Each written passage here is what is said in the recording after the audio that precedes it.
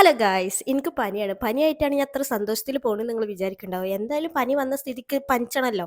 അപ്പോൾ പിന്നെ വിഷമിച്ചിട്ട് എന്താ കാര്യം? അങ്ങനെ ഡോക്ടറെ കാണിക്കാൻ വേണ്ടി പോവാണ്. ഓരെല്ലാവരും വണ്ടിയിലിരുത്തി ഞാൻ ഒറ്റക്കാണ് ട്ടോ ഡോക്ടറെ കാണിക്കാൻ വേണ്ടി പോയത്. അങ്ങനെ ലിസ്റ്റൊക്കെ കിട്ടി 15 മിനിറ്റ് ഞാനവിടെ വെയിറ്റ് ചെയ്തിട്ടാണ് പിന്നെ ഡോക്ടറെ കണ്ടത്. മരുന്നൊക്കെ കിട്ടി സന്തോഷമായി തിരിച്ച് പെരേക്ക് പോരാൻ നേരത്ത് കുഞ്ഞമ്മ പറഞ്ഞ് എനിക്കൊരു കൂട്ടി ഡ്രസ്സ് എടുക്കണമെന്ന്. അപ്പോൾ ഞാൻ പറഞ്ഞു നല്ലൊരു അടിപൊളി ഷോപ്പുണ്ട്. ഞാൻ ഇൻസ്റ്റാഗ്രാമിൽ കുറേ ആൾക്കാരെ റീൽ കണ്ട് കുറേ സെലക്ഷൻ ഉണ്ടെന്നും പറഞ്ഞ് അങ്ങോട്ട് കൊണ്ടുപോയി. അങ്ങണ്ട് എത്തിയപ്പോഴാണ് മനസ്സിലായത് എനിക്കിവിടെ വലിയ സെലക്ഷനൊന്നും തോന്നിയില്ല ട്ടാ.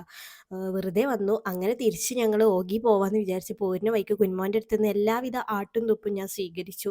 ഞാൻ അതിന് അർഹയാണ്. ഞാനല്ലേ ആണ്ട് കൊണ്ടുപോയത്.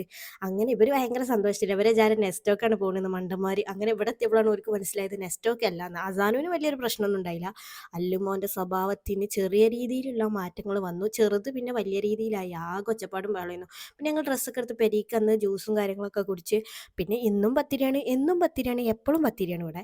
പിന്നെ അയ്ക്ക് ചിക്കൻ കറി ഉണ്ടായിരുന്നു. പക്ഷേ എനിക്കത് വേണ്ടാത്തതുകൊണ്ട് ചിക്കൻ കൂട്ടി കൂട്ടി മടുത്ത്. അതുകൊണ്ട് ഞാൻ മുട്ട റോസ്റ്റ് ഉണ്ടാക്കിയിട്ടുണ്ടായിരുന്നു ട്ടോ. അങ്ങനെ അതും കൂടിയാണ് ഞാനും അസാനും കൂടി ഇന്ന് ഒരുമിച്ച് ഇരുന്ന് ചായ കുടിക്കാന്ന് വിചാരിച്ചു. അല്ലുമ്മ വന്നിട്ടില്ല ട്ടോ. ഓന് കുഞ്ഞുമോൻ്റെ ഒപ്പം കുടിച്ചോണ്ട് വരണം.